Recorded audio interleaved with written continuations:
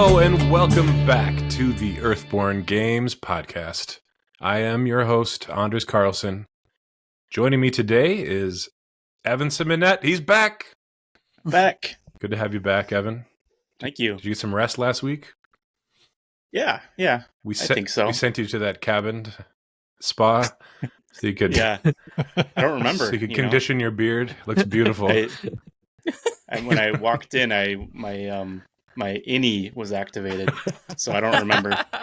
A little teaser. Wait, your innie got to relax? I feel rested though, so we'll see. I thought you had an Audi. Well, I got both, an innie and an outie. They're two different people. If you're confused, just wait till the end of the show. And we're also joined by Maxine Newman. Hello. Good to see you again. Good to see you too. How you doing? Oh, I'm good. The double finger point. We got Andrew Fisher. Hi, Andrew. Hello. And finally, Andrew Navarro. Hello. When I introduce, I'm back. You're back. I'm back. He's back, baby. Yep. No jungle behind Buckle you. up again. Yep. No jungle. Just just a wall, and I'm wearing a Just winter a concrete hat. jungle. That's right. I was St. joking Paul. this morning that this is the most dressed I've seen you in like years. I know. Yeah. I can't. I'm wearing long pants, 2 shirts. Sorry, no more eye candy from Andrew Navarro. That's right. That's right. Not for a few months yet. Anyway, gotta warm up a bit. Yeah, bundled up, even though it's one of the warmest days in weeks here. Yeah, I'm actually not that cold. My hair just looks terrible, so I thought I'd put on my hat just for dramatic effect. My hair looks great. What a swoop. Your hair always looks great. Yeah. It's one thing I got going for me. Well, Anders, do you ever watch the hockey hair highlights? I have. They usually have. stuff. What are the hockey hair highlights? Is this like slow-mo shots of hockey players taking off their helmets? Yeah, it's every year there's like this big high school hockey tournament at the XL here in town, and this local guy does a highlight video of all the crazy hockey hair that the kids are repping, and the kids know about it, so they just kind of try to one up each other every year, and it just gets crazier and crazier, and it's pretty fun. It's usually kind of a take on the mullet, right? Big. Yeah, but he's come up with so many different names, like hilarious names like dual exhaust pipes and other just for ways to describe how the mullets kind of flow. Anyway, sorry. Yeah, is that happening right now? It happened already. Oh yeah, a few weeks ago. Yeah, high school hockey is big here in Minnesota. Yeah, I never played. We've got a big show. I say that every time. It's always true. People are going to catch on. It's always true. It's always big, Anders. We're going to be talking about tariffs the whole time in a very dry and intellectual way because we're all. It sounds like our podcast. Dry and intellectual. We will be talking about that a bit, I believe. I'm kind of bummed because I was all hyped. It's Wednesday. I was hyped to pre-order the Switch 2. Anybody else, were they hyped for that? Probably not. I doubt it. I wasn't, but then I saw the showcase with the games, and I was very excited. So I went from 0 to 50 on the Switch 2, where I was ready to do it. That Donkey Kong game looks pretty awesome. Yeah. The Burnout Mario Paradise looks pretty awesome. Mm-hmm. They had me at not Bloodborne 2. Yeah. Oh, sure, yeah. Basically Bloodborne 2. Dusk Bloods. Yeah. I have to get everything from Soft makes. So. Oh yeah. I think I've played all of their games. At least a bit. I've not finished them all, but I've definitely played them all. Including Armored Core? No, I haven't played. I went back and forth on that one. That one I was like, I don't know. It looked a little too bananas for me, but it is bananas. Yeah. BANANAS. Bonanza. I'm pretty excited for the Switch too. I was debating pre-ordering it out with you, Anders, for a really dumb reason, but What's that? I really want a white one, Hmm. and it's only coming in black at the start. Yeah. So Has there been a white one? Is there going to be a white one? Won't that just get it'll kinda eventually dirty be and every color of the yellowed? rainbow. Yeah. You can just spray paint it. You're just waiting for something. You're just hoping. I don't know. I like my whole entertainment center's like black. Oh, And yeah. So like a black console sitting in the black entertainment center just looks bad. I have my Switch right now is all white, and so it pops. You know, it's a very okay. stupid reason, but I also like don't want to spend another $450 on it or however much on a second Switch. I had the complete opposite reaction because my PS5 is white, and I'm like, ugh, the PS4 was black, the PS3 was black. Like, come on, it's got to fit with my other ones on my shelf. Like, yeah. Dang, Did they release a black my one? Consoles. did they release a black PS5 yet? They might have. Maybe so. I don't know. You can swap out the panels. Those panels are Yes, like that's removable, right. and so Yeah. you can buy like other custom-made third-party panels to put on your PS4 5. Yeah. But to answer your question about the yellowing, Andrew, I don't run into it with the white electronics, but my hands are like weirdly dry. So like. No, but like it's actually, I mean, it's annoying because they like crack and stuff, but it's really nice for like card games too. Like, you know how like all our X-Wing players would always like destroy their dials? I never had that problem. Yeah. Like I don't destroy the things I hold in the same way. Things you touch. Well, I mean, like I'm sure there's plenty of listeners who have like sweatier hands and like know the pain of like everything. All their handheld objects kind of getting corroded, and so that is one benefit. So I can get away with a white Switch, I guess is what I'm saying. But isn't the yellowing due to like exposure to UV light or something? Or is that old?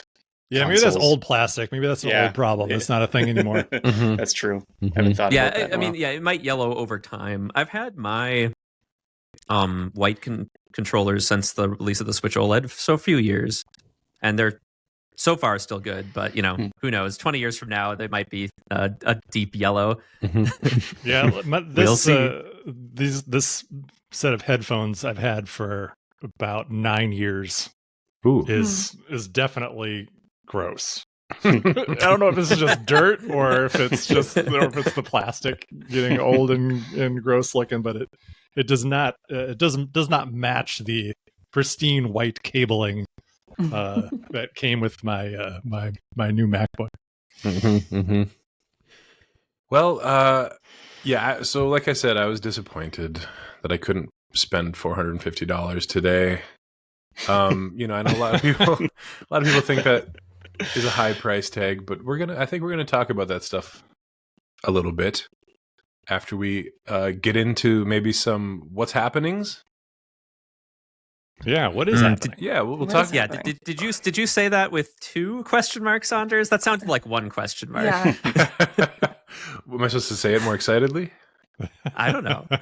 What's happening? Just going off. There you go. Yeah. Going off precedent here. Sorry. I'll be back next week. So what's happening, Evan? We haven't seen you. Do you want to share anything?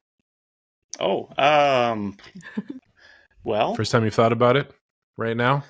Yeah, I mean, Sorry. Stuff's happening. I guess I was a little late to the podcast, to the gathering before recording, so I didn't really have time to compose my thoughts, but I'm just plugging away at helping get assets together for the launch of the Game Found, and I think we've arrived at a complete packaging design for Eidolon. Yeah. I believe so. There might be some final little tweaks here and there. And what else? Working on some Rangers stuff that, I can't talk about that much, just like Maxine can't talk about it. Yeah. Well, we'll talk about it soon. Yeah. I think we just we want to get through enjoy the Hub World Eidolon GameFound campaign and have the focus on that. But then once that's complete, then it won't be long before we can reveal what you're working on, what Maxine's been working on here for the past year practically. Yeah. Can't believe it's been that long. Yeah, I know. I'm sorry, I missed your workiversary. I missed my workiversary. Yeah, so happy. You missed mine too, right? Yeah. Well, yours. Yeah. What is yours? Is yours in March? Somewhere between March 6th and something. It's middle part of March. I can't remember. Yeah, Smarch. Yeah, I on our new payroll system, it's got this little section that shows everyone's like when their anniversary is coming up, and I didn't realize that thing was there until like last week. So Joe, it's Joe's workiversary is 1 year today, which is wild. Oh wow, yeah, that is wild. Yeah, Maxine's been here for over a year now. Evan, you're at 4. Yeah, it's wild. Time. What about me? You're in 3 years. Well, I know you're not an employee, but sort of. Workiversary was said many times just now. I should have messaged you on Discord, Andres, to skip me. I feel like I hadn't decided on my order at the table, and I needed more time to think about it. Well, we don't necessarily apologies for the vague update.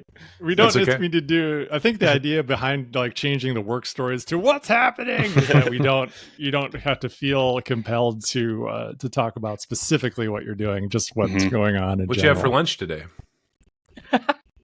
Leftovers. Yeah. Which are? What kind of rice and chicken? Rice and the chicken. defense would have you believe.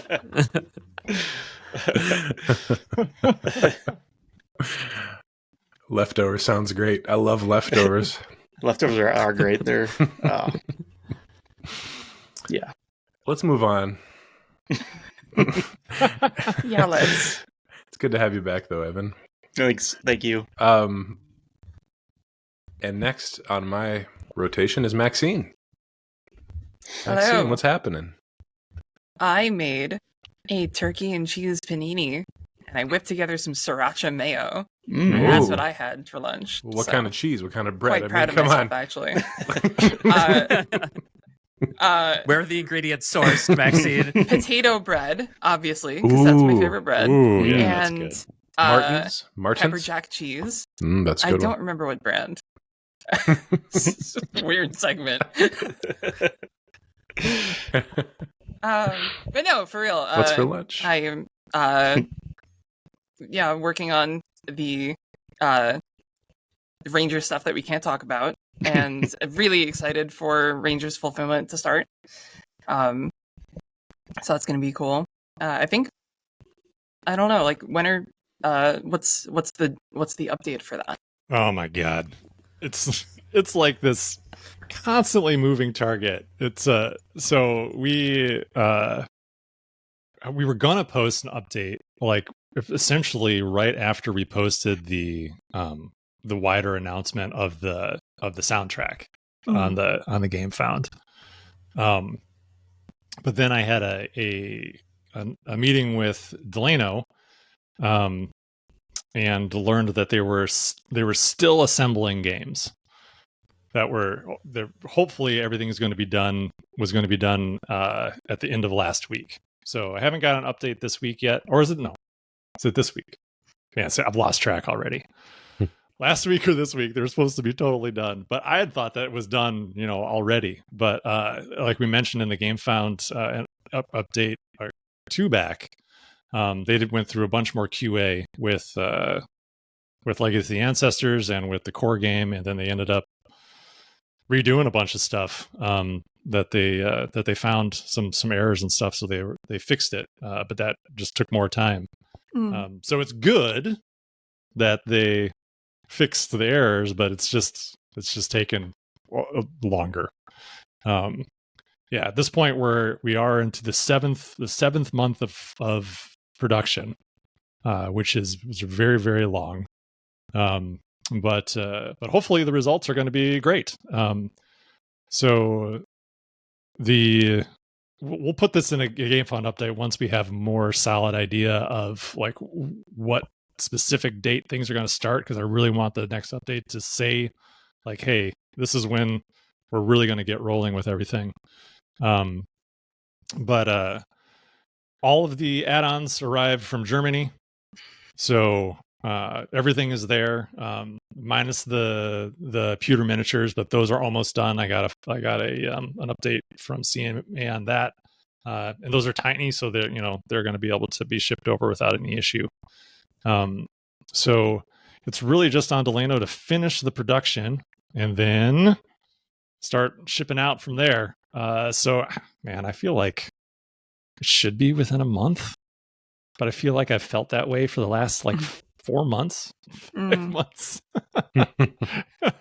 So I don't want to say anything too concrete, but it's getting very, very close. And then in Germany, we're finally all like all the partner files are all in and things are finally moving along. I asked Frank for an update on the production. He hasn't heard anything yet. Apparently we're coming into like some kind of like spring vacation season for them, so their capacity is a little down. So he's not 100% sure what the timeline is, but the last I heard is that we should be wrapping up production at the end of this month with Ludifact. But I would put it probably the beginning of May. And then once that's done, we'll start shipping all that stuff out.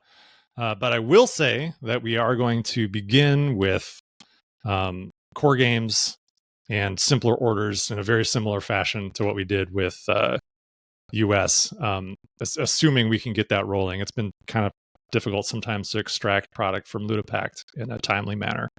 But our goal is to start fulfilling core game only orders in Europe and UK very soon as well. So, so that's where everything is sitting. Everything is moving. Everything is moving still. Cool. But I don't have specific dates yet, unfortunately. Did we just transition over to your what's happening? Oh, what's happening isn't I never intended what's happening to be like a person by person. I wanted to get rid of that so people didn't feel like they have to talk all the time. I missed that.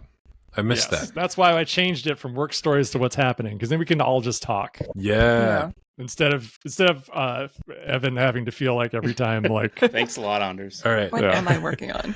Yeah. having it be like a meeting where we report what we've gotten done these last 2 weeks. Exactly. Oh, man. Or talk about like, I can't talk about this. Like, well, then don't tell me about it. Shut up. Yeah. All right. Because I was wondering what's happening here when you were talking on and on and on. Just kidding. Jesus. like Maxine. It's Maxine's turn. Okay. I love that though. That is such a better concept for this segment. Well, that being said, Fisher, what's happening with you? I just. Well, I've got this little game. It's called Hub World Eidolon. I'm working on it exclusively alone. This is my update, not anybody else's. All alone. So this is my game. Oh, I didn't know Taking that. full credit. Yeah. Fisher game. It's called Fisher game. Codename Fisher game. I think it's called Fisher game. No, so Hub World Eidolon game found starting in less than 2 weeks on the 22nd. That's crazy. It is crazy. It's awesome. It is awesome.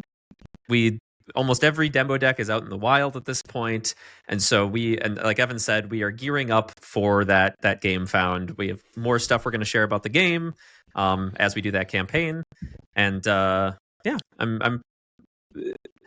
I know we were joking, it's my update, but like I actually have mostly been working on Rangers stuff because one thing we were reflecting on this morning is the studio's gotten a lot bigger than it was all consuming when we rolled into like the Rangers Kickstarters and now or crowdfunding campaigns, and now like we have so many different people working on this that to Andrew's point, it doesn't feel as like all consuming as our past game found campaigns have, but that's probably a good thing. There's just so much more going on. Yeah, it's like it's weird to not have that like singular focus this time around, for sure. Mm-hmm.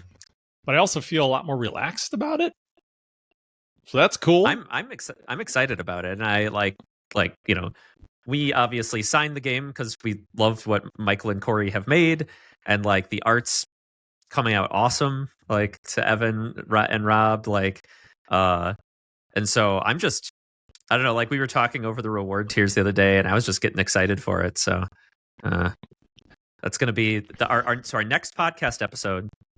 The campaign will be underway, and we are going to have Michael and Corey on here to talk about the game. So that's true. We aren't moving up the podcast to before the campaign or anything. I didn't lie. Nope. Yeah, we're doing it. We're doing it. If we record the same time, we'll be doing it this day First 2 week of the campaign. Yeah. Cool. It's always good to not lie on air. I find pro tips. Yes. Were there any more holes found? In the Holes? cards. Oh no, not as far as I know. No one else has reported a hole. You are unique, Anders. That's Yeah, pretty. it's going to be worth discussed something. Last week or 2 weeks ago? Was that a? Yeah. Oh yeah. There was a hole in one of my cards, my demo deck cards, and I Weird. hope somebody was fired or at least reprimanded in some way for that. Well, I don't think anyone was fired for it, but I did learn that they've made additional improvements to the process even after they produced those preview decks. So Just my luck.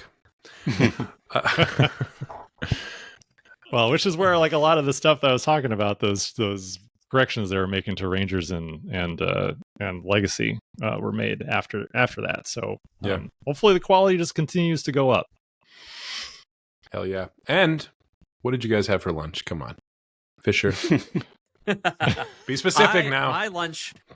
I feel like talking about what I eat for lunch is just gonna make me look like a psychopath. Well, now I have to Yeah, know. do it. I eat the same Oh.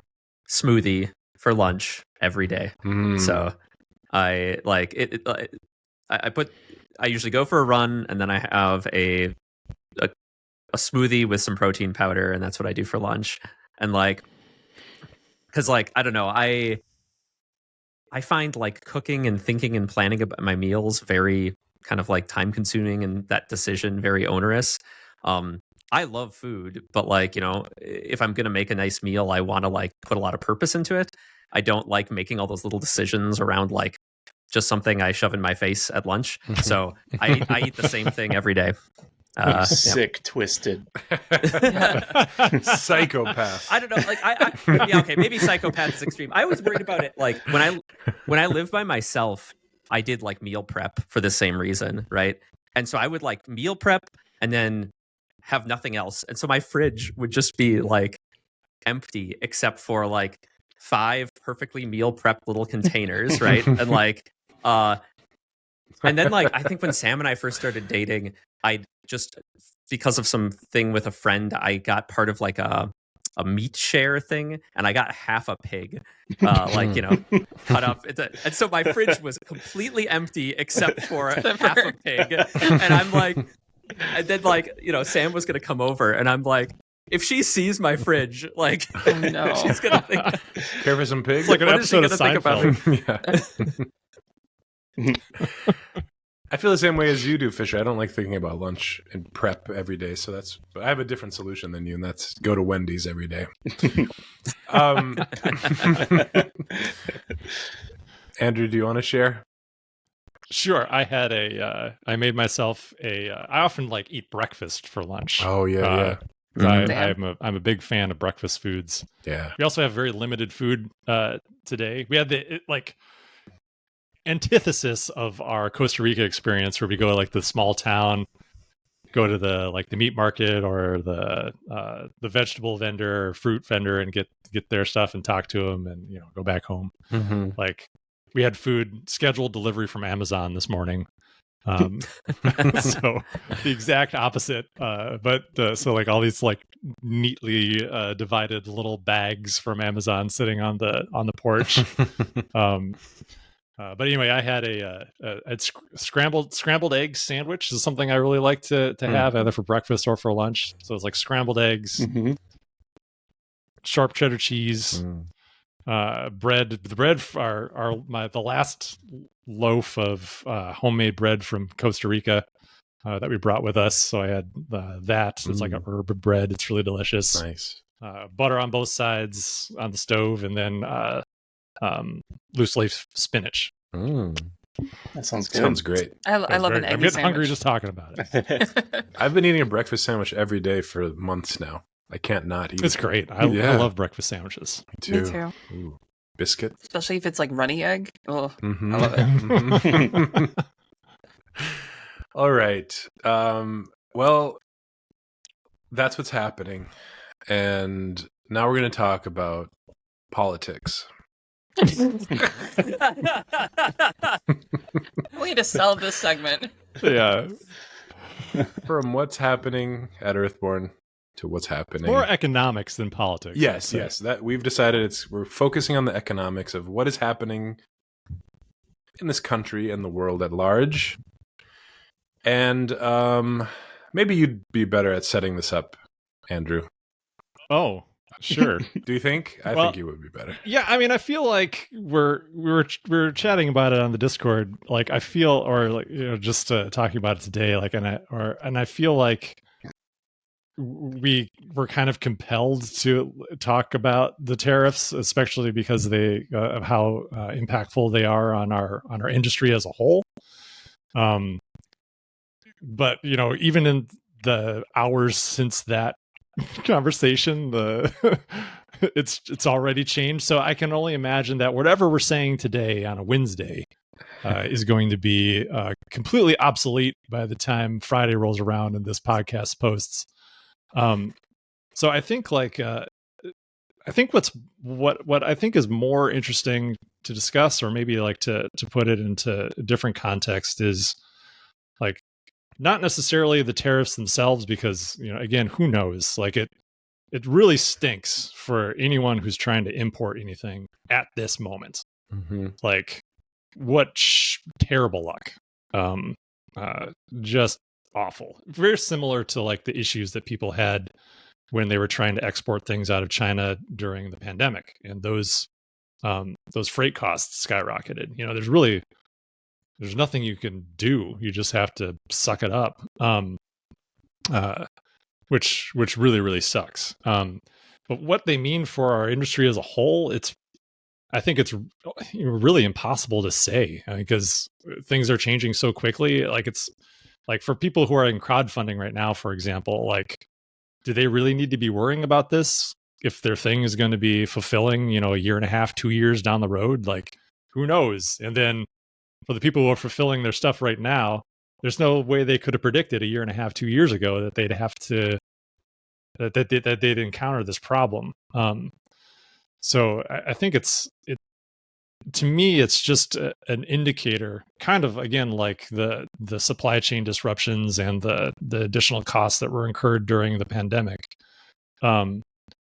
Just how much of this process is really outside of one's control. I don't really know what there is to do about that. Maybe it's just maybe that's just a metaphor for life. That you can there's only so much you can control, and you just kind of have to roll with the rest of it, and hope it works out. Sorry. Evan just got obliterated by his cat. I did not see that. I'm so sorry. My cat was going crazy outside the door, and now he turned off the camera. I got to figure this out. That's perfect. See, I mean, this is a perfect illustration. Like that cat could not have illustrated my point better if it tried. You never know what's going to happen. Yeah, I think like that's so. Like I think it just goes to show like how dependent we are on so many things to be working smoothly for our industry to work, especially as like a small publisher. Like, like what if the crowdfunding platforms like shut down suddenly? You're like, all right, well, what do you do then? Or if like GameFound's like, what, we're going to start taking 20% from your campaigns. It's like, okay, well, what are our options? And if Kickstarter's like, well, we're going to take 20% too, and you're like, okay, well, now what do we do? You're really at the mercy of so many different players, and then also the mercy of like just things that you know. There's no. I can't imagine there's someone, you know, sitting around in Washington like saying, "Are we considering the impact this will have on the hobby board game industry?" No, I would doubt it. I doubt it. So I think, yeah, I don't know what the I don't know what the takeaway is there, apart from to just try to control as much as you can, and then do your best, which is nothing. That's not comfort at all for the people who are trying to import products right now. Like I can't even fathom. I mean, would like what's like 125% as of this recording. Like, yeah, that's Is it up to that's another 20? wild. Yeah. That's wild. Yeah, it's like it's makes it effectively impossible for any of that to be useful, right? Yeah, like especially if you're like fast working on turnaround. like on a thinner margin, or like you just don't have a lot of, you know, excess cash. Like, Well, or selling into distribution, right? Where Sure. that needs to multiply on because of just how distributor and retailer cuts work, right? Like your manufacturing costs, you can't just tack it onto the final price, right? right. And so that extra 50% of your manufacturing cost needs to be multiplied out over double to the final retail price. Like, Yeah, time to sell through that stock you got sitting in the warehouse. This is the time to do it. yeah. An interesting thing I saw, to your point about are people in Washington thinking about our little industry? I mean, broadly, yeah, my answer is no. But the Toy Association and Gamma partnered to lobby to have toys as an exception to the tariffs. I don't know a ton about like this level of industry, but I have to imagine that they're Yeah. not going to succeed. Yeah, how much money can we, you know, is being thrown at the politicians to make them care? Like, how much money would it take for us to be excluded? In his statement from the head of the Toy Association, he says toys are an essential product for childhood development and early education. And I'm like, I just don't feel like anybody's going to care about this. Yeah, I feel bad. But where are Funko Pops oh. manufactured? Can you make an argument Yeah. that we need more Funko Pops? It has to be China, right? Yeah, not agree. necessarily. Not necessarily. No, that's true. Yeah, I heard a stat that was like, and I have not verified this, so please take what I'm about to say with a grain of salt, that like only 13% of consumer goods in the US were actually manufactured in China, which was a much lower number than I assumed. But I don't think that takes into account things that are manufactured and then brought over in pieces or assembled here, you know, where I think it's like wholesale all done in China. Maybe that's like 13%. But anyway, it's much smaller than I expected. Yeah, I think you're right about the assembly thing. I've seen a lot of kind of bickering about like what does made in the US actually mean, as far Right. as like, you know, where are the parts made and such. But certainly more than 13% of tabletop games Oh, yeah. are made in China. Yeah, absolutely. Evan, where are But yeah, Funko Pops made? What's that? Did you find out where are they made? Where are Funko Pops made? Oh, I didn't look that up. I'm sorry. I was too distracted by my disabled webcam, but I figured it out. Where was your webcam made? Probably China. China. It's all It's got like China. a flexible neck, so I could show off my dice rolls during COVID when I was playing RPGs. And, Nice. yeah, not very stable though. I would check mine, but I can't do that very elegantly from where I am. Yeah, I couldn't find it on the bottom. so I mean, hopefully this will, like, again, by Friday it'll all blow over and everything will be fine. I think we're definitely in a, like, people have asked, like, on our Game Found, who don't necessarily know like what we're doing, like how impacted we are. And you know, so far I think the answer is not really at all. I don't know if exporting to Canada if we're going to get hit with some kind of tariff. But if we do, we'll cover it. It's not going to be 125%. So knock on wood. Yep. yeah, I should knock on wood. Yeah. Yeah, I feel like the way we've done things has definitely put us in a position where we are less impacted by this. And I think that goes to like that whole like exercise and control thing, like making the journey from the factory to the customer as short as possible. I think can help in mitigating some of that risk, or at least it has in this instance. And it's also sourcing locally too. I think it also helps. So again, like, if we were in a position where the raw materials are an issue, at least we're manufacturing in a way that can be done locally, so we don't have to worry about international trade really as much at all with the stuff that we make for now. But we do face, like, as we have talked about before, we face other challenges in local production, right? Like, well, it's already more expensive. That's a big part of it. Yeah, going up over 100% on the tariffs finally made it so that it is less expensive. That's all it takes. Yeah, but it took that to make it less expensive. And I think that's the thing, is like it's just making the decision to put the sustainability side first above the profit. Has put us in a position where it's like I've just become accustomed to the prices we're paying for things. But I actually was part of I recently joined Gamma, and I had my first Gamma Sustainability Committee meeting today, which was actually pretty cool. So I'm looking forward to working with the people on that in that group about like putting together resources for other publishers on how to try to do things more sustainably and help teaching from the things that we've learned. But one of the things that came up was just, they asked what did you do about costs? And my answer was, I didn't do anything. just know that you have to pay more money. It's interesting how now it is somehow less money than we would have paid. Imagine we could have gone to China with this production. Like, we could have. And if we were doing that, we'd be in that position right now.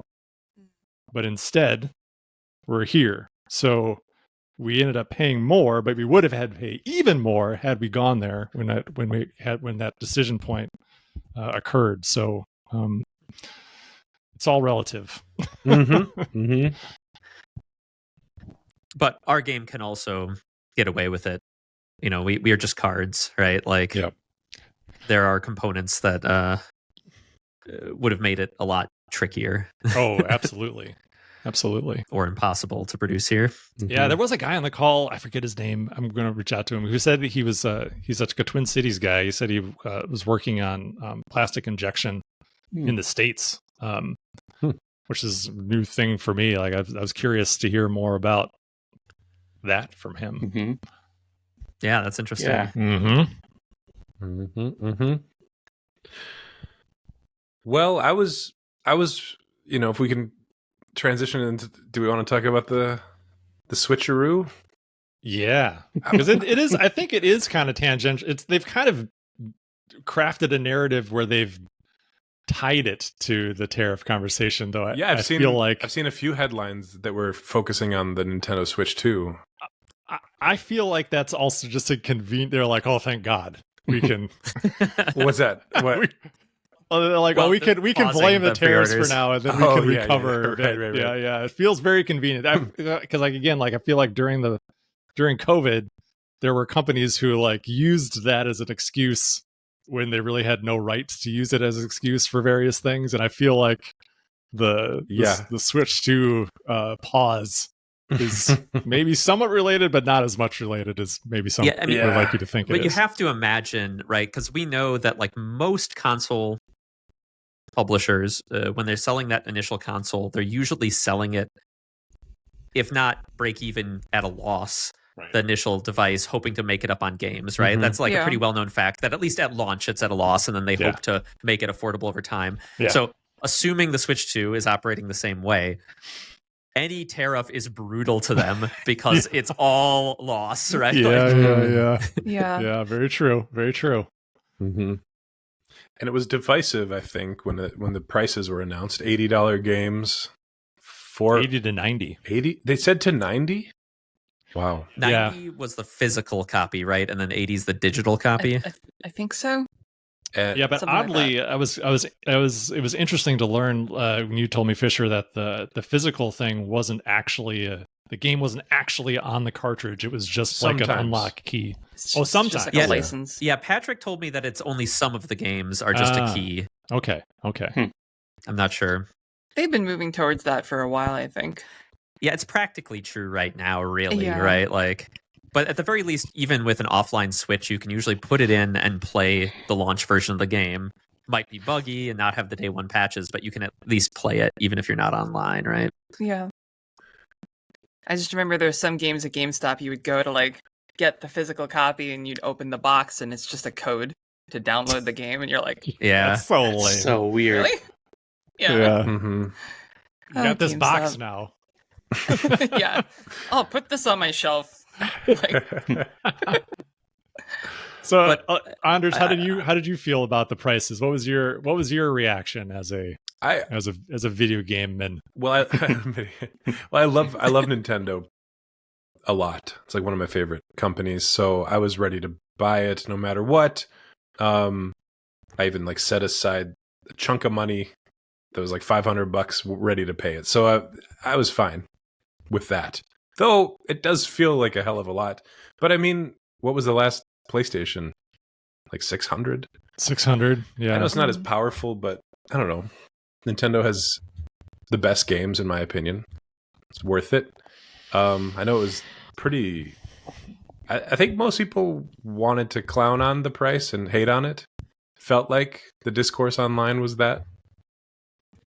From what I saw. That's what my YouTube thumbnails would have me believe, Yeah. but I don't Yeah. necessarily know. I'm not on social media, so I can only... That's really my only window into it is like the clickbait. Yeah, same. I guess YouTube kind thumbnails. of me too. I think they earned that price tag though. Just the presentation, like you said, was pretty phenomenal. They got some amazing My games. impression is Mhm. people were frustrated by the $450 for the console, but the real stickler, the thing that got to people was the game price at 80 to 90 was what really got people incensed. I just feel like I think we're going to see the same thing for the next Xbox and PlayStation consoles. Yeah. but like how many AAA games come out, you know, a year? I'm usually buying like $15, $20 indie games. So, you know, so that those 3 games that you buy a year that are AAA are going to be $10 more. I don't know. It doesn't feel like Some people buy a lot more than 3 AAA games a year. This might be like kind of ignorant of me, but haven't games just not really adjusted for inflation in a long time anyways? Exactly. So Mhm. 80 When to games- 90 is like kind of what I'd expect, I guess. I don't know. Yeah. When AAA games moved to $60, it was 2006. Yeah. And Yeah. if you adjust for inflation, that sets a AAA game at $95 now. Hmm. And so like this price change isn't even keeping up with inflation. Mhm. And I actually tweeted something to this regard. Oh. Because I have Blue Sky posted on Blue Sky. You bleeded it. Deleted it. Bleeded it. We'll use that. We'll use that version of that. And I got a lot of flack for it because, you know, a lot of people are understandably frustrated that, you know, like, you know, the argument is like wages haven't kept up with inflation. So like, you know, I can't afford to pay $90 for a game. And I totally hear that. And like, you know, they're like, oh, I got accused of being a bootlicker for like apologizing for Nintendo or whatever. But like, Yeah, did you I know, did you yeah. cash your Nintendo check yet? Yeah. but like, you know, I totally sympathize with that, but like, I'm coming at it from this perspective of like this, like AAA games not changing, Steam using the sale culture to cut things and race to the bottom in game prices is just like this whole pattern is devaluing our industry, right? Mhm. And yes, like I know wages aren't keeping up with inflation, but it's not our responsibility as like an industry to like devalue our creative labor to keep things affordable for people, like so like I don't know, I feel that like, well, I'm not necessarily apologizing for Nintendo. I think that the price of a Switch game can be directly associated with how people view the value of other video games and of board games and tabletop games. And I think what's a value proposition for one of our games, like people will definitely use that calculus. So to me, Nintendo changing the bar a little, like, just helps with game prices overall and our ability to charge, frankly, what we need to make a living from what we make, Yeah. And did you see that quote by Bowser? Not the lizard. Oh yeah, there's like an employee of Nintendo with the last name Bowser. I think the CEO. Right? Yeah, the CEO is Bowser. Yeah, the CEO of Bowser. Really? He said, Yeah. Didn't they name Bowser after him or something? Or No, I don't think so. it's just a coincidence. I think he's younger than It's real just a Bowser. What a coincidence. I heard that. His name is Mario Bowser. But he said something. He was asked about how they're like pricing their games, and he said they're factoring in how many hours of enjoyment the game is going to give you, how much work went into making the game. So it's I think he called it like variable something pricing. So games are going to be priced based on various factors. And I feel like that's how a lot of, tabletop games are probably priced, right? Yeah, it's so hard to like, and I've had, tons of conversations about pricing things, and there's always this, like, I always have this, like, I think it's just ingrained in me because of the mentality of trying of people expecting games to be inexpensive or cheap as possible, that like I almost always like lowball the cost. And then I need other people in my life to encourage me to like, no, it's worth way more than what you are thinking. You should, people will be willing to support this work because of the quality, because of the experience you're providing, because of all the work and incredible amount of effort you put into it, because of the material costs, like everything. And I think like when I really think about it from their perspective, like Earthborne Rangers is a steal at $100. But when we went to crowdfunding with it, it was like, how do I convince a board game crowd who's used to getting a whole box full of a bunch of plastic miniatures and dice and what have you for like bargain basement prices? How do I convince them that like a box full of just cards is worth $100? And that was it caused me a lot of stress and anxiety thinking about that. But I feel like ultimately we've proven that through the experience people have had with the game that it is worth it. But I feel like if you're gonna charge if you're going to charge for your creative input, you also have to make sure you are bringing all of your creative energy and your passion and your intention for that thing to the forefront. And I feel like with the increase of price of the Nintendo stuff, like you're right, Fisher, like, just keeping up with inflation is one thing, but like, I feel like I would like to have a video game that worked on day one again. That doesn't. Well, they're not promising that. I know, but that doesn't seem like too big of an ask. Like, what is it? Like, why have we gotten to this point where it's like you can like, there's tons of games out there who launch horribly. It costs $60 to $70. Sometimes people will pay $100 or more for like the deluxe edition, where you get like a like a pair of hot pants for your character or whatever. And the game won't even load, or like it's just totally broken. And I think that's where people get grumpy about like the cost of these big games, because they're not even done when they release. So I feel like there needs to be some professional pride on the side, on the video game developer publisher side, to like actually deliver a game that works at launch. Then like $90, yeah, sure. Like, do I have to patch it ever? No, great, awesome. Like that would be awesome. Like, so I don't know. Those Nintendo games look great. Like the Donkey Kong game looks great. The Super Mario Burnout Paradise looks great. I want to play those games. And I don't have any issue paying that much for them at all. But if they don't work on day one, Nintendo's then I'd good. feel grumpy about it. Yeah. You know what I mean? Yeah. I'd be like, you guys raised the price. I supported you in doing this, and now it doesn't work. Yeah.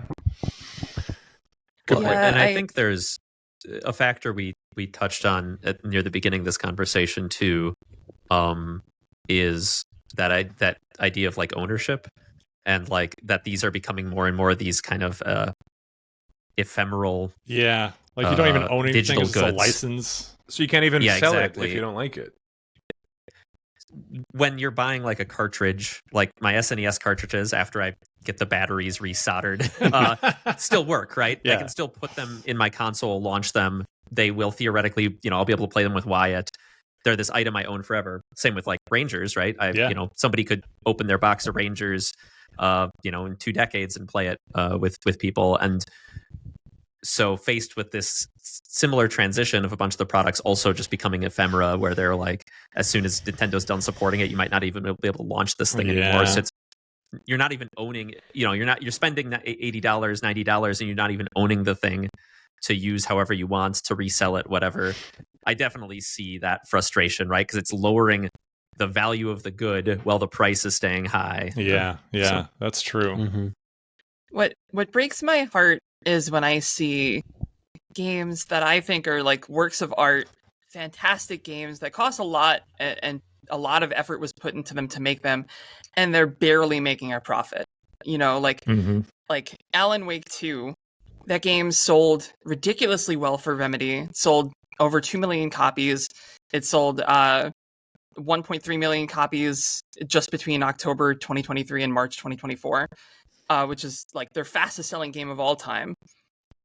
It won all kinds of awards. It's a great game. And only in February of this year did it finally turn a profit. Wow. That's great. That's absurd to me. Like that game should have been profitable on day one. I understand I'm coming at this from somewhat of a position of privilege because I do have a little bit of disposable income, and I somehow can afford to throw $80 at a game if I want to. But like, I would have paid $120 for Alan Wake 2. That game was an experience that I'll never get again. But that's just me. I want Remedy to make more games and make more money. So is it because of the acting, the like live is it live? It's not a live action, I'm sorry, but they had actors. No, I mean there are live action capture parts. Yeah. Games are just exorbitantly expensive to make these days. Yeah, especially Just AAA art. ones. Well, AAA games. Just the ones that Yeah. have to have perfect graphics and like super high res textures and assets and stuff like that. Yeah, and gamers are very demanding. Yeah, and they want everything to run at 60 FPS with the best graphics imaginable and still be optimized Hogwash. and still be, it's yeah. Meanwhile, it's, Balatro guy is probably untenable. a billionaire. Yeah. yeah. That's for real. I think that right now you have $15 games, you have like $40 games, and then you have like $70 games, right? Those are like the tiers almost.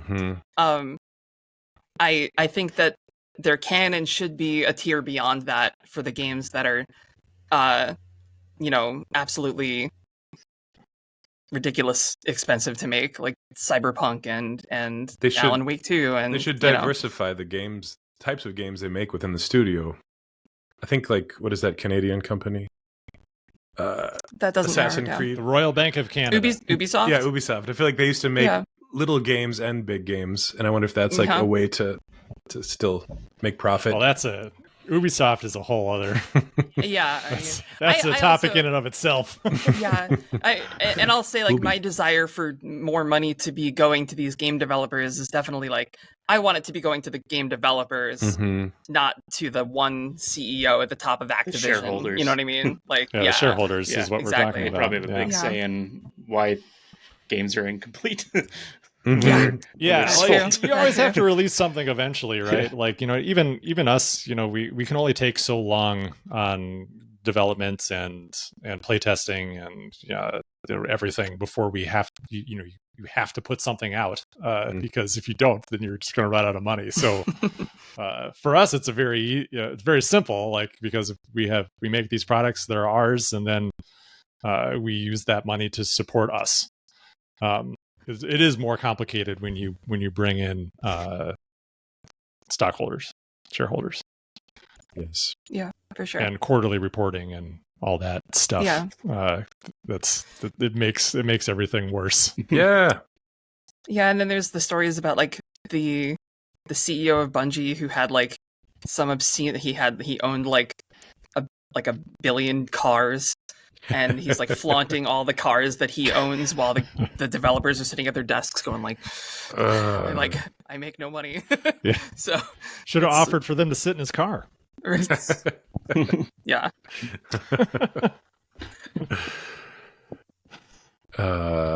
This is why I don't play AAA games. That's why. Mm. No. It's just- Well, I think AAA games, it's what does AAA mean anymore? Really, like it's really like I think there's so many AAA games that come out that you're like, this is like what is like. I think AAA is something that meant something maybe like 15 years ago, but doesn't I think there's a lot of quite mean the same thing. I think AAA just means like big corporate game for the most part right now. Mhm. Big corporate Yeah. game.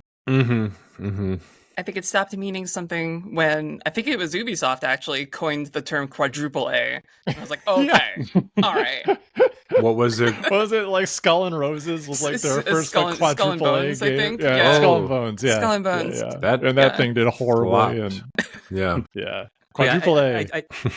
Well, I mean, like I do think to that comment about what is AAA these days is because like what previously it was like it's on the top end console, it has these large teams, that's AAA, but that space even has gotten really stratified, right? Like Mhm.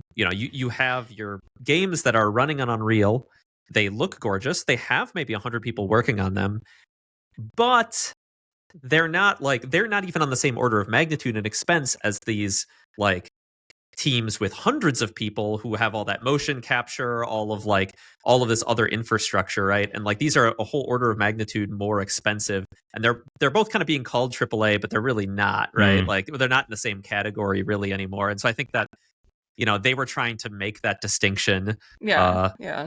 And it's even what we're struggling with now is like, is I forget what that game was called. There's like open world game that came out a couple weeks ago where you climbed on Colossi, and like it's pretty. It runs on Unreal, but like it was probably made by like less than 100 people, and like is that AAA? Probably not. What game are you talking about? Yeah.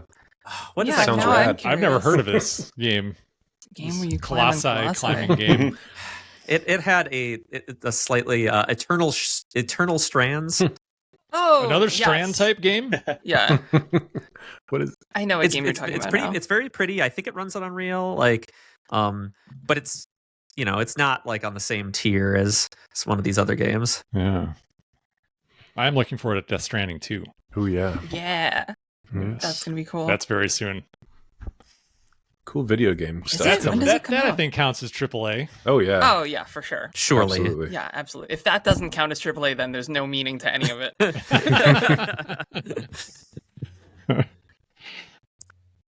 Well, we have some listener questions to get to.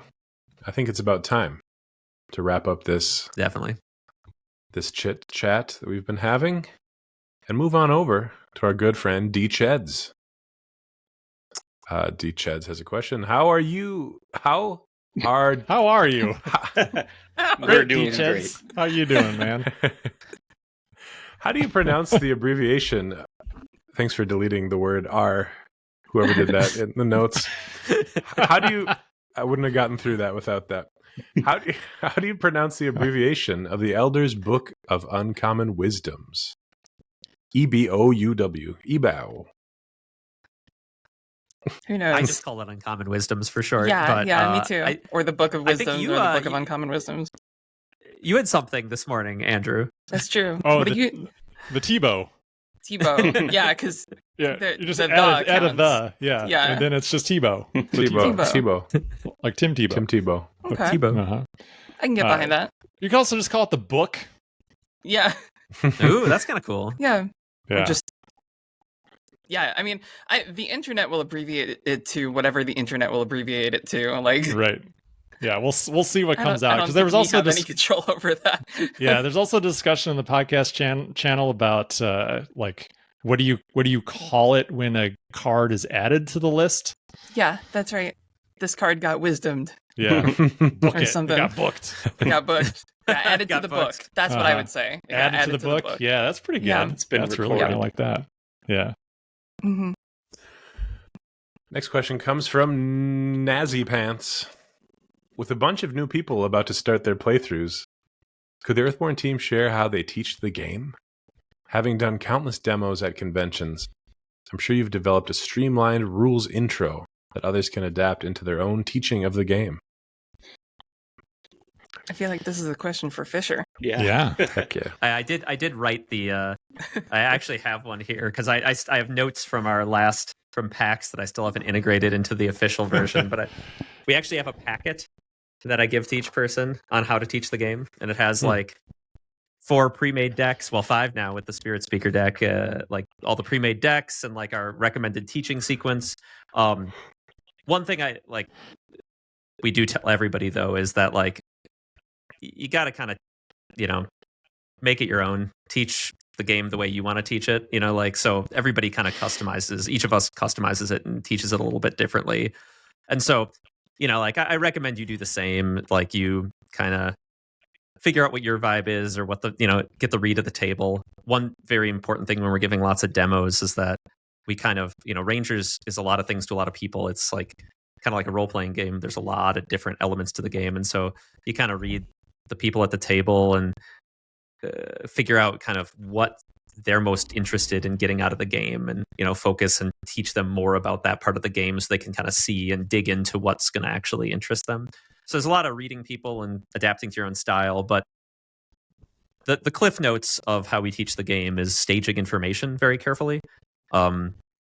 There's a lot going on in Rangers, and so you don't want to just like dump everything on them and hope they're going to figure it out. So I kind of like teach the general setup of like what you're going to be doing, and then I just teach you exactly what you need to know about each element. So I talk about the different areas of the board, and I show a path card, but I only show the numbers you need to know right now. I just say there's these bars down here, don't worry, we'll look at those later. And I try to just kind of give you the framework so you understand everything that's in your sight line on the table, and then get that first player playing that first turn. And then,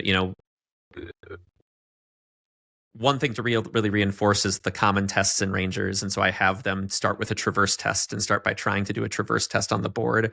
And I walk through the test sequence, and that test sequence kind of shows, you can teach about the challenge effects and stuff as they come up. And so in that way, I was like, how do I answer this question without just going into my whole teach and taking 45 minutes? So this is a very abridged thing, but like, I try to only teach rules as they kind of first arise so that things are kind of staged and things are seen in that context. But then from there, the other big thing we often do in our demos is just kind of let people go, and then kind of teach things as they need to know them. So, I start by having that first Ranger take that first traverse test, but then I usually encourage the next person. I give them a couple options of ways forward, but I then let them start making their decisions. Some players immediately go into their hand and want to play cards. Other ones just do common tests, and I just kind of let them poke at the game in the way they want to. One thing that helps us a lot when we're demoing is that the demo isn't a real game and it's going to end. And if they screw up a little, it's not a big deal. And so, like, playing like a little prologue session or doing some kind of, playing one of our one-off missions or whatever, having your players know that there's no real consequences to what they're trying to do in this moment can really help them feel safe just trying things. And then, you can like dive into the campaign once they're feeling a little more comfortable. That can also help a lot. So that's my super cliff notes. Does anybody have anything to add? Only that I'm going to have to brush up because it's just going to be you and I demoing at UK Games Expo. So that's right. I'm going to have to actually sit down and demo the game. Yeah, I should get my notes in. I need to get my notes integrated in this packet. Yeah, so it's up to date for you. I thought of like, could I get away with like just ever taking over for Fisher and let him do all the teaching? I can just hop in and then we can swap. We just have this rotation where like I start a table and then you take it over and I start another table. Yeah. Well, we only have one table. We only have one table of Rangers. Oh, really? Yeah, one table of Rangers, 2 tables of Hub World Eidolon at UK Games Expo. So, that'll be pretty chill then. Yeah, it should be very chill. Very chill.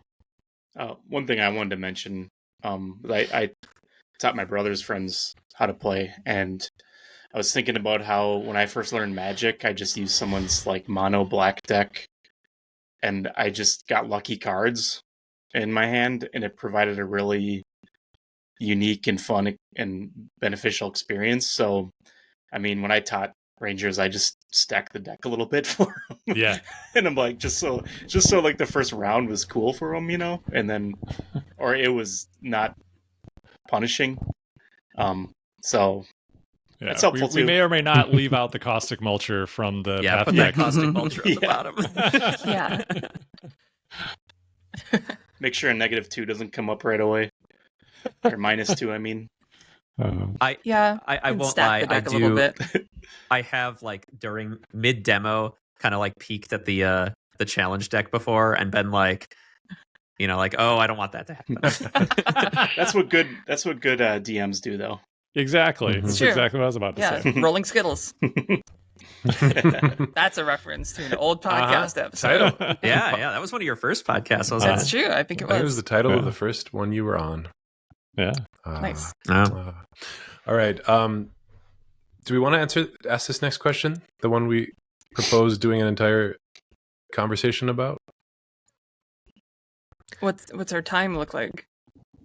I think it's time. I can do a brief answer to it, or we can save it for later. Yeah, I think ask it and we can talk about how you already have some descriptions on the cards and stuff. This is from Cleanse. Yeah. Maybe it would be great to have a podcast episode dedicated to the imminent Elder Nono list.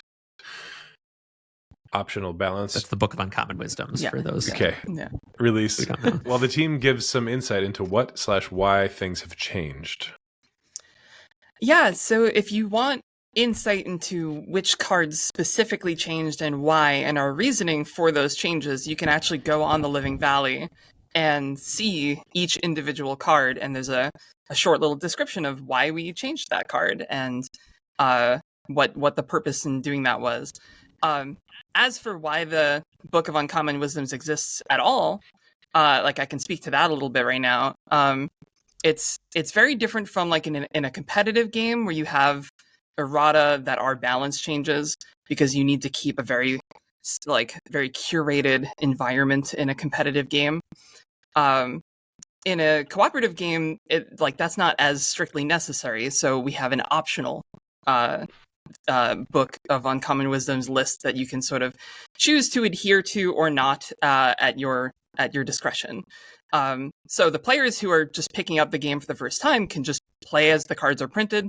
They don't have to look this up and alter their cards or anything like that.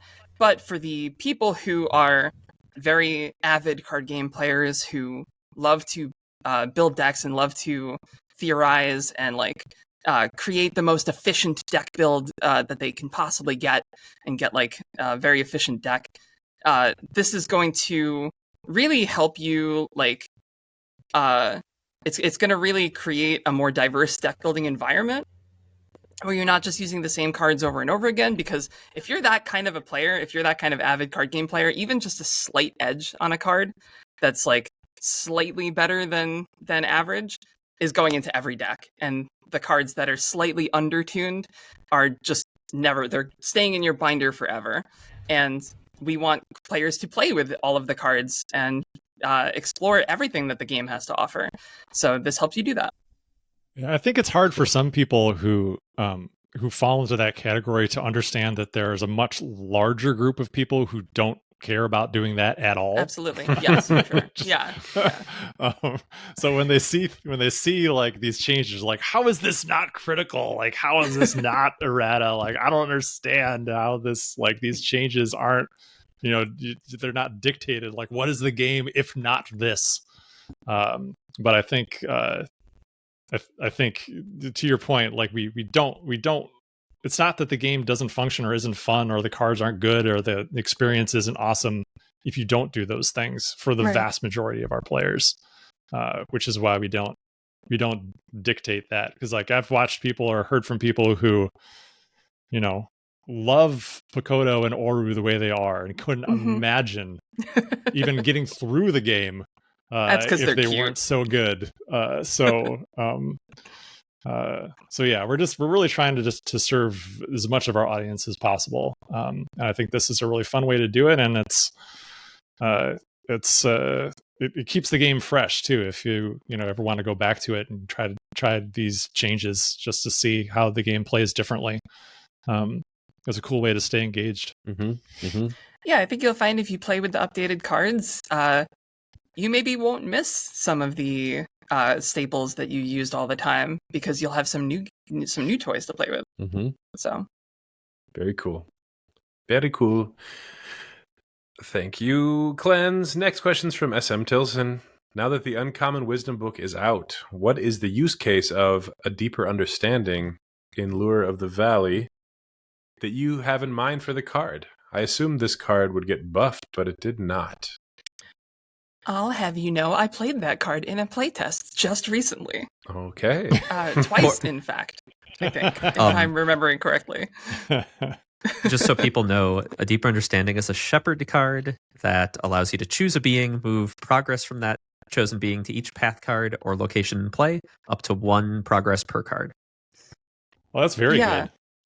It is on my it's one of the cards that I have my eyes on. But I think you'll find that with Stewards of the Valley coming out soon, the Spirit Speaker is going to get a lot more use out of that card than previous Shepherds, I think. Because you can really load up a lot of progress on a Spirit and then just go and just spread that progress around everywhere. Especially if you've got 1 or 2 path cards in play that only need 1 more progress to clear, it can be pretty impactful. Yeah, Max. So for everyone knows, Maxine's been playing with this really awesome Spirit Speaker deck that has like we've been calling it the Spirit of Mount Dim Death Star. Yeah.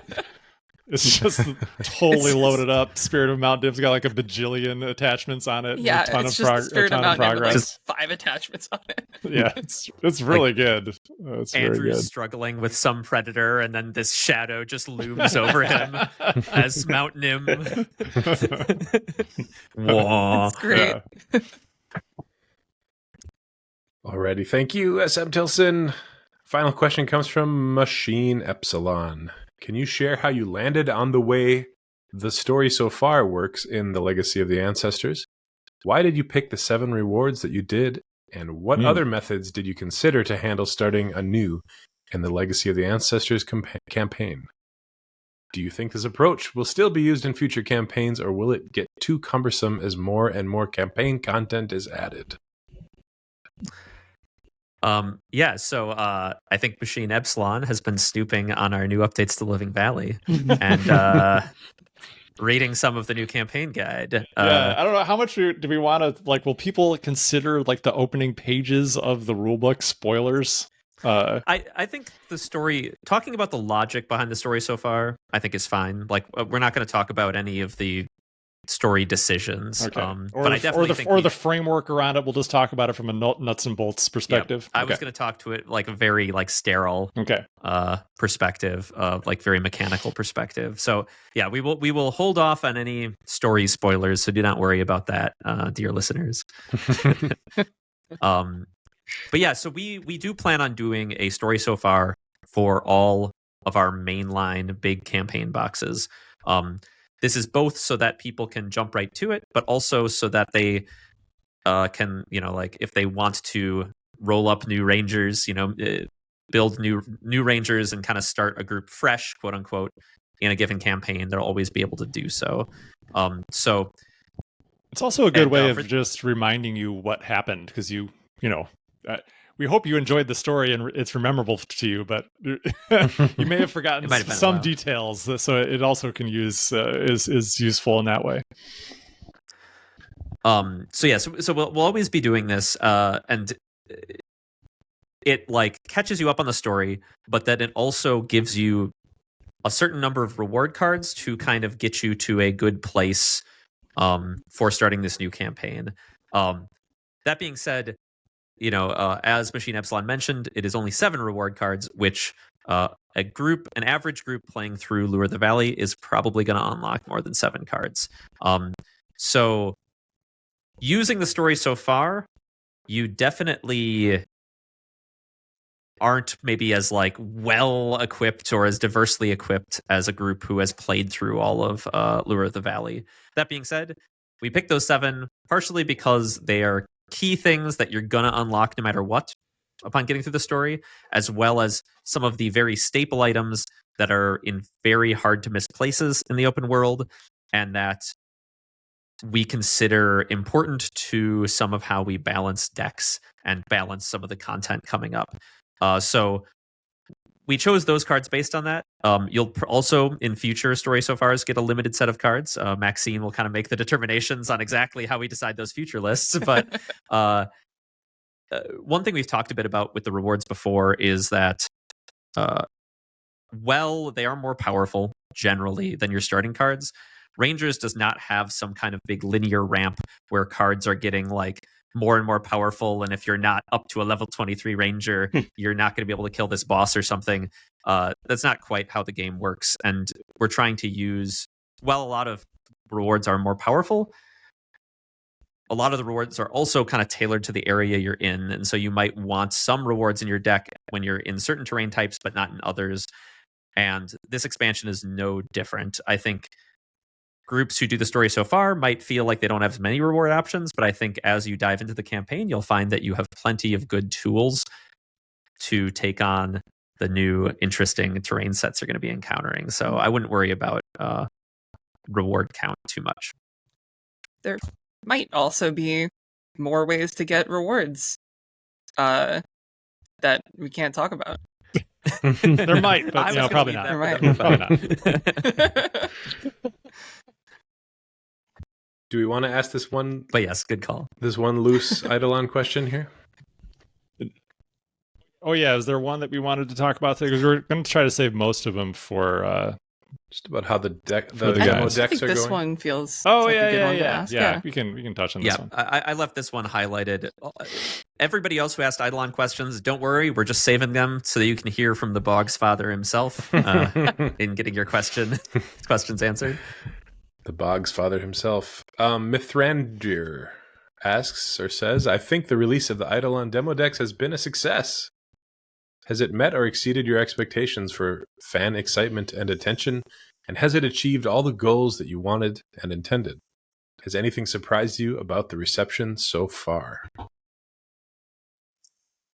Good question. There's a lot of questions in there.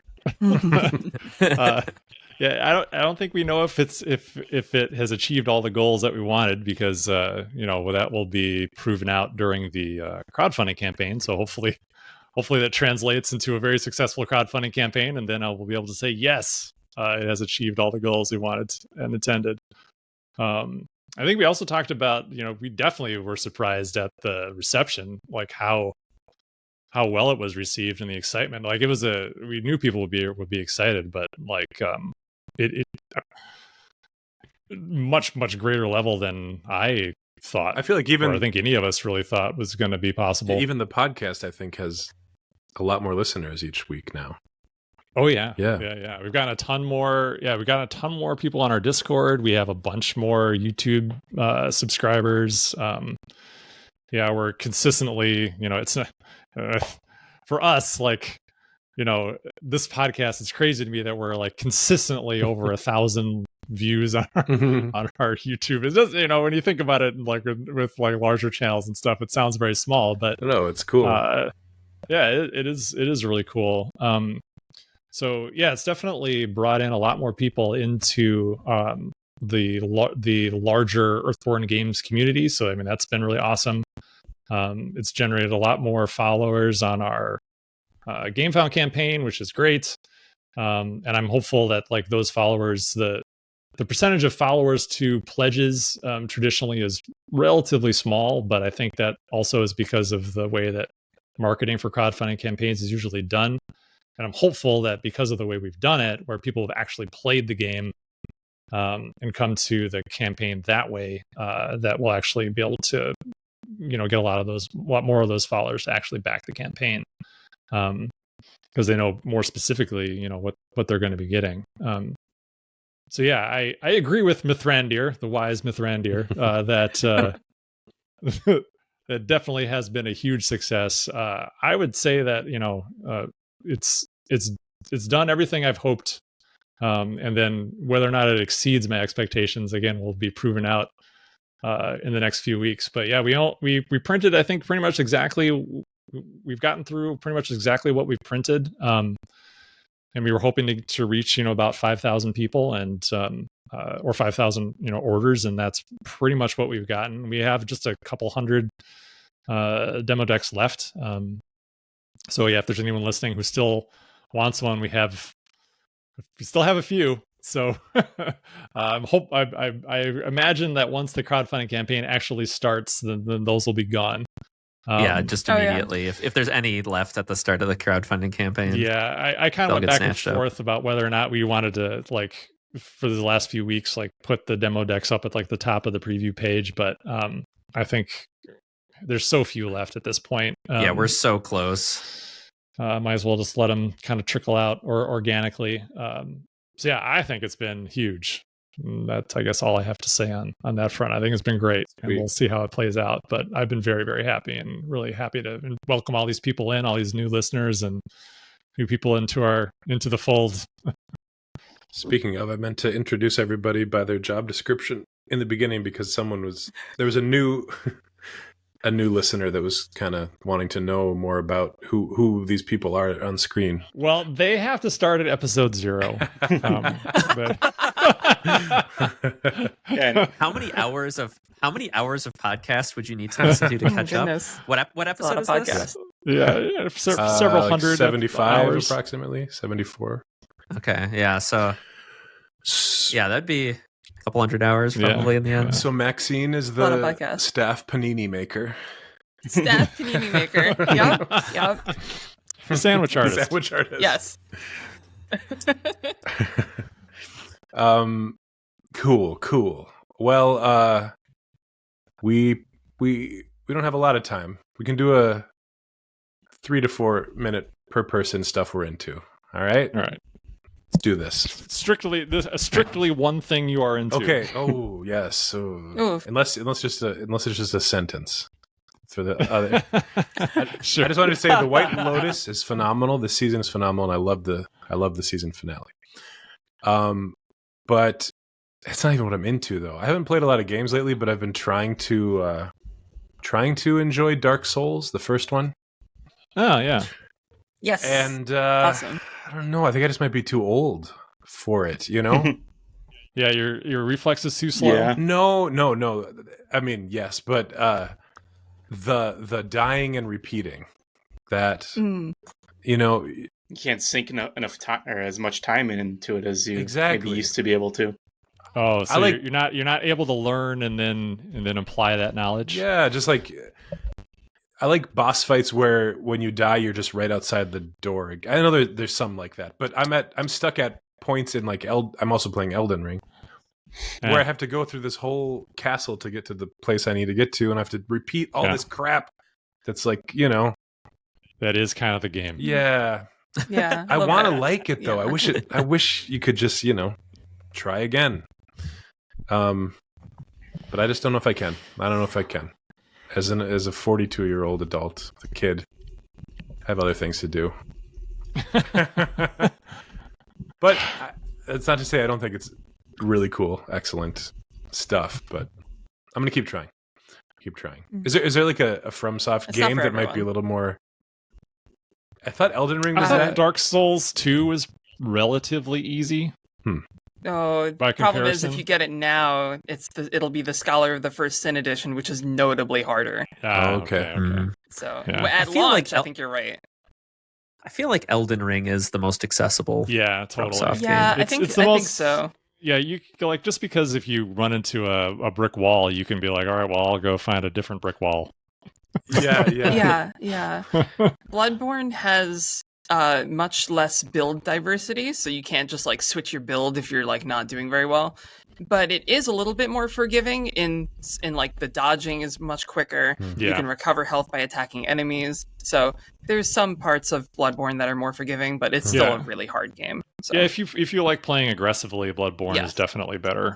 definitely. Yeah. It's just also way more depressing. Just a scooch, yeah. Yeah. If you want to like play for hours with the sound of like wailing and crying and misery in the background, then that game's for you. Maybe. What does it say about me that that's like my favorite game of all time? I like your necklace. I think I like that aesthetic too, though. But I did decide that I think to get my fix on a big open world game, I'm just gonna wait for the 60 FPS Tears of the Kingdom. Play that. Oh, cool. That's more my Yeah. speed. Nice. It's a great game. 60 frames per second, that's more your speed. Yeah, maybe 120. I don't know, which is wild. Maybe Metroid 4. Human eye can't track that. Is that right? That's what people say, right? I don't know. I'm just messing. That's what she said right now. I did read that a long time ago, I remember, but I swear I can tell the difference. Like my phone, when I change the mode of my phone, I it feels different, but maybe it's in my head. Sometimes it looks worse. Like Mhm. I remember when HDR first was on TVs, it made Oh, like the frame It smoothing. just Yeah, made that's and it stuff. just made Motion movies. interpolation It or made whatever. movies look cheap and like made by Yeah. like a It digital. make them look plastic. Or the Hobbit Yeah. movie had Oh yeah. Oh, high yeah. frame rate. and don't it get looked really don't get me weird. started on the Hobbit movie. We'll be here all day. Okay, my 3 minutes are up. I want to hear what Evan. I want to hear from you. Anything? Oh yeah, so I understand you all talked about Severance last time, but I'm Yeah. just now caught up on Severance because I had to update my phone's data limit or whatever, my iCloud, and they gave me a free 3 months trial. So I'm Oh, like, okay, here we go. I'm gonna watch it because Nice. I was really curious about it, and I really love it. It's a great show. Did you get all the way through? Yep, I'm all the Or way. are you still watching? all Okay. the way. I actually finished the last episode this morning. I think what I like the most about it is just I really like shows that don't feel like they need to explain why things look the way they do. And then they're just there. And I like the analog look of all the devices and the computers and things. And I like that the cars are just all from like the late 80s and early 90s. It makes me wonder about what the world is and what's going on and how the work that's being done by the main characters is in service to what the state of the world, because they really don't give much away about what's happening beyond, what the main characters are dealing with when they're inside and outside of their work. And Yeah, it's a good the only point. thing I got kind of annoyed by was like half of each episode is like them walking down white hallways. Yeah, that's true. The honest trailer had a compilation of Heliar's strut. Yeah, she has a very distinct walk and really Oh yeah, she does. has perfected it. Yeah, but I enjoy it, and I'm almost afraid that it's been renewed for more seasons because I feel like it's just, and they may try to start explaining way too much, and that's when I kind of lose interest. I feel like they already did a little bit. Like I was disappointed in what they explained without giving anything away. I feel like there's still, and maybe unless I missed a critical thing, there's still enough I don't know, and there's a lot of things said that are open-ended. So right, maybe they're just spitballing, and they don't really know where they're going. But I didn't feel that way, not yet. Good. I'm still in season 1, so I don't know jack. I think your points about the technology, though, Evan, are like I think pointing that out. It's a good observation. It almost makes it like, I don't want to say timeless because obviously it's like, but like they kind of like are using technology and aesthetics from all across like the last 4 decades, all kind of mashed together in this way that like honestly it still feels natural, but like you just kind of feel like it takes place like now-ish, but like not like in present day, like kind of in this abstract concept of the last generation. Yeah, kind of like that makes sense. I think time-wise, the reason that it appeals to me is because one of my favorite. I'm sorry, I'm taking too long here, but one of my favorite horror movies is called It Follows, and the director specifically did not make any attempt to let you know what year it was or even what season it was. And there's like weird devices. This character has a handheld e-reader that's like shaped like a clamshell, and you open it up and it's like a Nintendo DS where there's like 2 screens and she's just paging and reading, and it's like there's no they don't explain it, and everyone has CRT TVs, and it's just I just love that. I love that there's no pressure to explain the world, and it just has a feel, you know. It creates a disconcerting effect that works in the show's favor. Yeah. Thank you. Yeah. I think that's probably pioneered by like Twin Peaks or something. Twin Peaks, that definitely. Very much Yeah. Didn't know when that's supposed to be. Yeah. And then it makes you wonder in Severance, like, is there a reason for that? Is there actually a reason that none of that stuff really makes sense? And is it tied to the work they're doing, you know? Even the kind of homes people have, like, wow, what is this place? Like, you know, that are supposedly in the regular world, the Audi world. Yeah, pretty good show, pretty good. Yep. Maxine. Yes. Still playing Monster Hunter Wilds. Still playing Split Fiction. But also coming to Switch. Still coming to Switch too. Split Fiction? Yeah. Oh, nice. That's such a good game. I think we're nearing the end, which makes me kind of sad. I don't want it to end. Like, it's getting to the point where, like I know a lot more about these characters, and, like, their arcs are coming full circle, and it's, like, it's just one of those games I just want it to keep going. It's just good.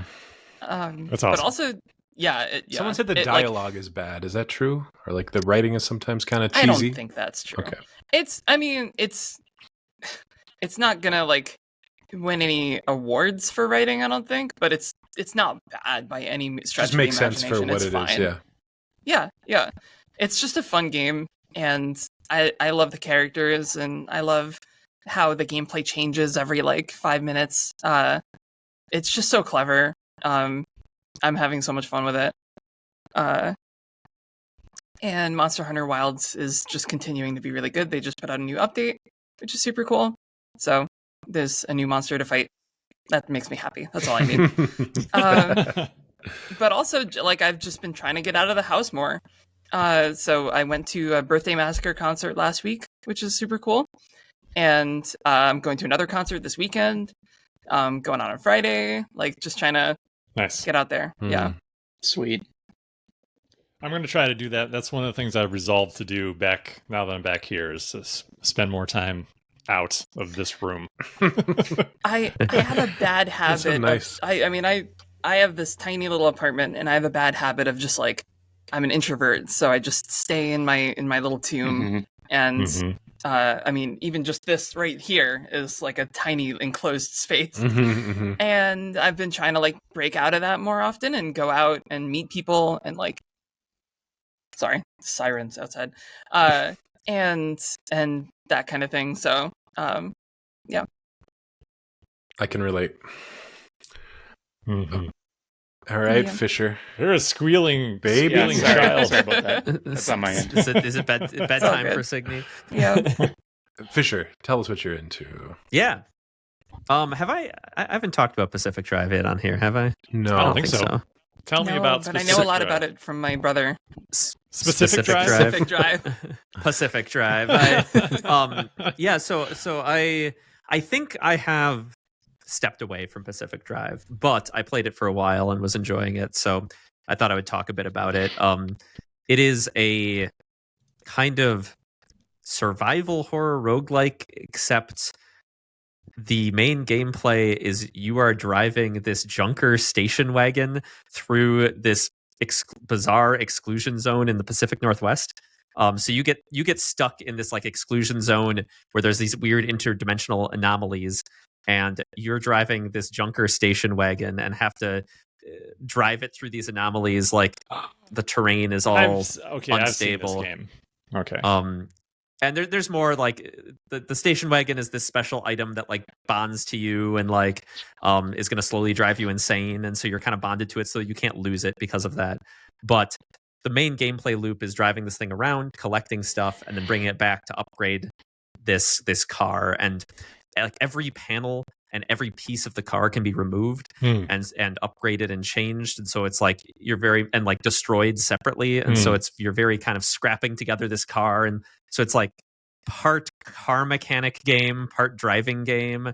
So it's got your kind of standard roguelike staples of the different anomalies and stuff that can occur when you go out and they're randomized. But this car mechanic part of the game is probably the most noteworthy part. They have some cool systems where like weird quirks can show up on your car. Like I had one where every time I put it in park, my passenger door flies open.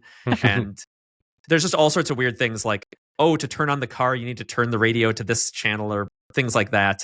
These weird quirks pop up, but the only way to fix them is to be able to, on this computer system, correctly identify the quirk. And you have to like put in the logical string that what's going on. And so you'll have these infuriating random things happening to your car. And you're like, I swear every time I like turn on the headlights, it turns it to this radio station. And then you input that and it's like, no, that's not quite right.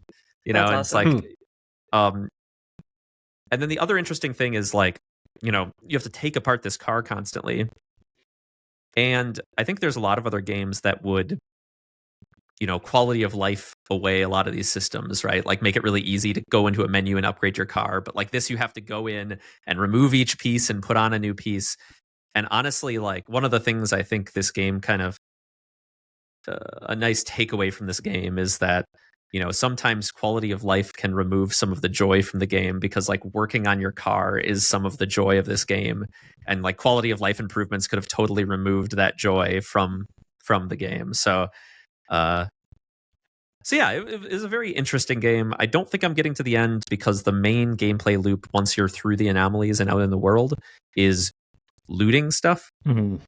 And like I've looted a lot of stuff in my life in video games, but like Okay, video games. Gotcha. Yeah. I'm glad you Yeah, added in that video at games, the video end. Yeah, I've looted a lot of buildings in real life. Like, So it's kind of old hat But for like- me. That's right. yeah, no, but like at first I was having fun for the first few hours, but then like it takes up so much of the gameplay, just like looking around and like loading things into your inventory, that I was just kind of getting bored of that aspect of it. And Yeah. so I felt like I'd seen enough.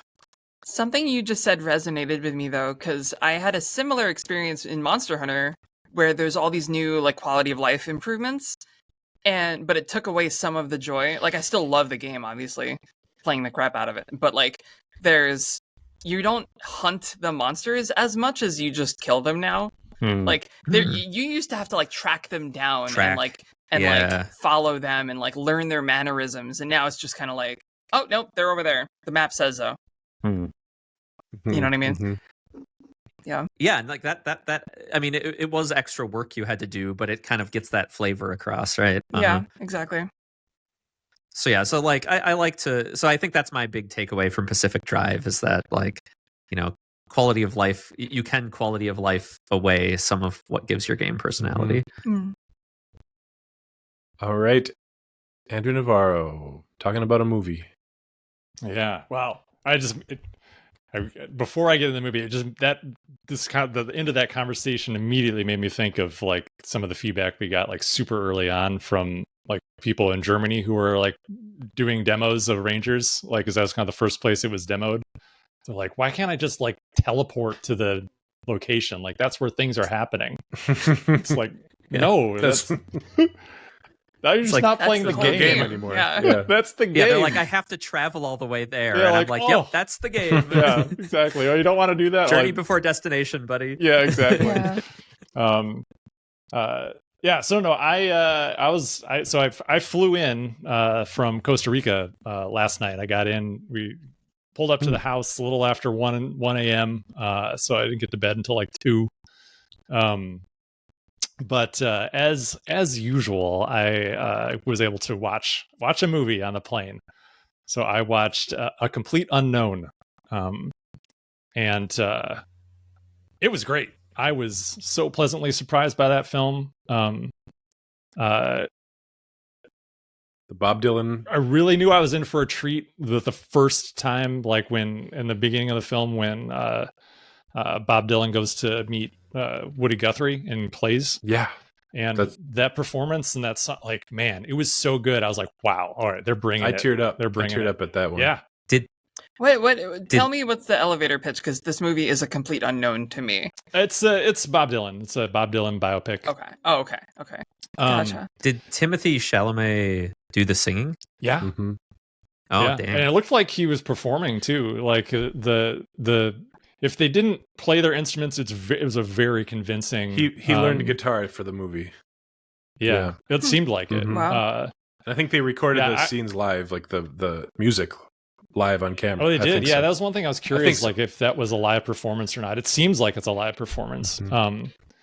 But yeah, it was just so fantastic. I don't know if you don't know Bob Dylan or like his music or that style of music, you might not get as much out of the film. No, but for me, like that's the music I grew up with because that's the music my dad played. That's the music that was in my house. Like so, I have like a deep connection to like all the music in that film.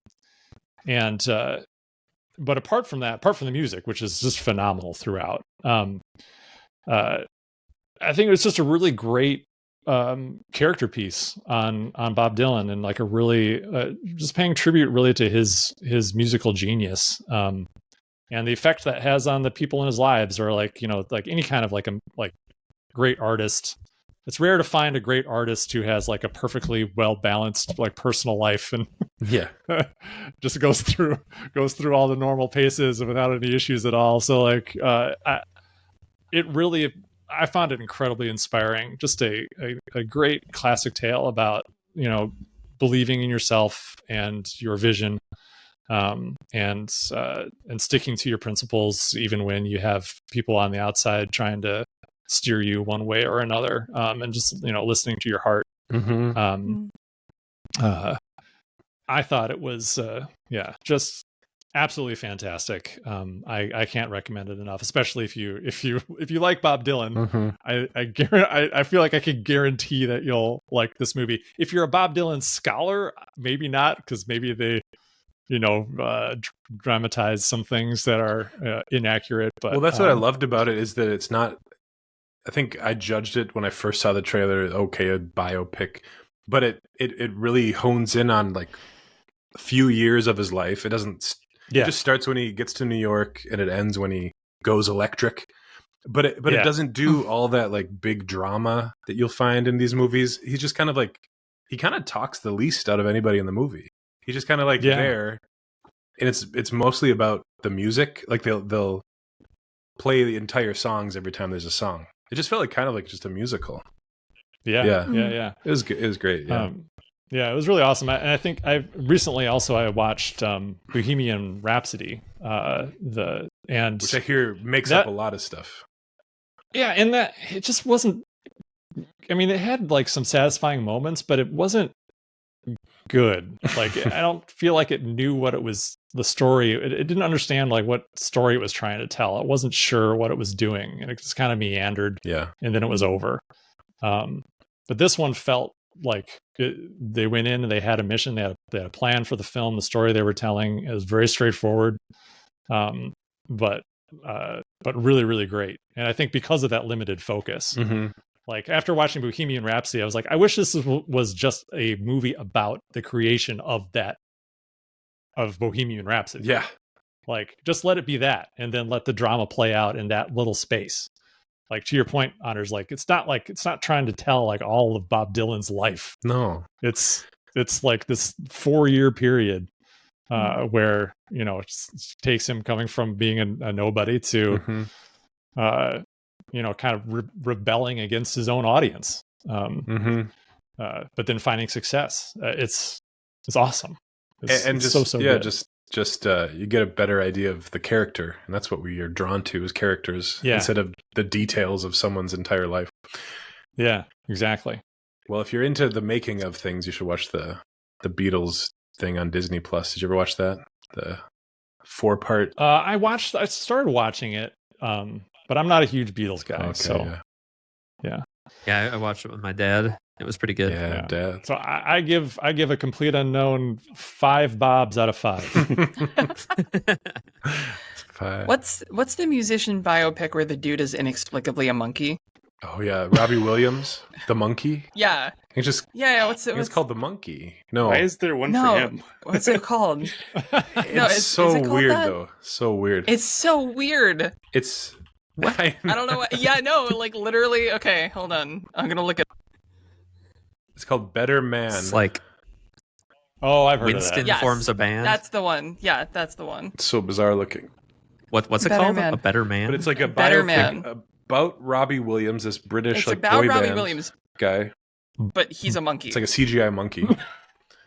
Yeah, and they don't address it. He just is. I haven't seen it, but I've heard it's actually like legitimately good. Yeah, what is it's the like one that came out interesting. recently that was like a biopic of a Fascinating. musician that's just all done in Legos? It's like a Lego What? movie, but it's a No, that one. it came out recently. It's like a pop icon guy, but it's not someone that I'm really super familiar with. Pharrell, maybe? Oh yeah. Yeah. Man. Pharrell did have an official Lego set. Yeah, So like they did a biopic about him animated as Legos. piece by piece. He's By like, Yeah, sure enough. Pharrell. Yeah. So 2 strange premises I'd never heard of. I want to point out. I think you'll appreciate this. That I typed into Google biopic where the dude is a monkey, and the Google search results are exactly what we talked about. yeah. But the AI summary is some completely different movie that's an action thriller. It's like, what? Google AI Called sucks. Monkey Man. Yeah. Like, anyway. Thanks, Gemini. Thanks. Yeah, thanks, AI overview. Good job. Get out of here. All right. Thanks for joining us, everybody. It's nice talking to you all. Brings us to the end of the show. Anything you need to plug, Evan, before we go? Evan? No. Way to put him on the spot. Like, subscribe, Yeah. pummel that Yes. like Pummel button. Destroy that subscribe button. Yep. Squat on top of the notification bell. Defecate on it. Gross. All right, guys. Great talking to you. As Fisher just shakes his head. Does not get the Fisher stamp of approval. No, don't do that. We don't recommend doing that. All right. Bye, everybody. See ya. Bye. Bye.